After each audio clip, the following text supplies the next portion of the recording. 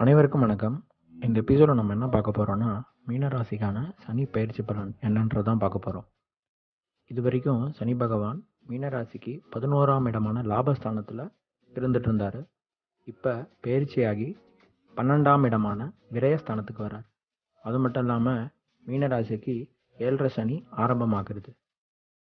இப்போ இந்த 7.5 சனியோட தாக்கம் மீனராசிக்கு எப்படி இருக்கும்னா, இந்த பயிற்சியானது மார்ச் 29ஆம் தேதியிலேருந்து ஜூன் மாதம் 27ஆம் தேதி வரைக்கும் தான் கும்பராசியில் சனி சஞ்சரிக்க போகிறார்.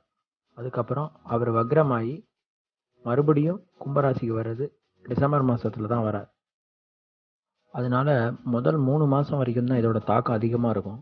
அதுக்கப்புறம் 6 மாதம் அவர் வக்ரகதியில் இருக்கிறதுனால பெரிய லெவலில் தொந்தரவு இருக்காது. மறுபடியும் டிசம்பர் மாதம் அவர் கும்பத்துக்கு பயிற்சி ஆகும்போது தான் அதோடைய முழு பலனையும் செய்ய ஆரம்பிக்கும். தொழில் சம்பந்தமான விஷயத்தில் மிக கவனமாக இருக்கணும். திருமணம் ஆகாதவர்களுக்கு மார்ச் 29ஆம் தேதியிலேருந்து ஜூன் 27ஆம் தேதிக்குள்ளே திருமணம் ஆகும்.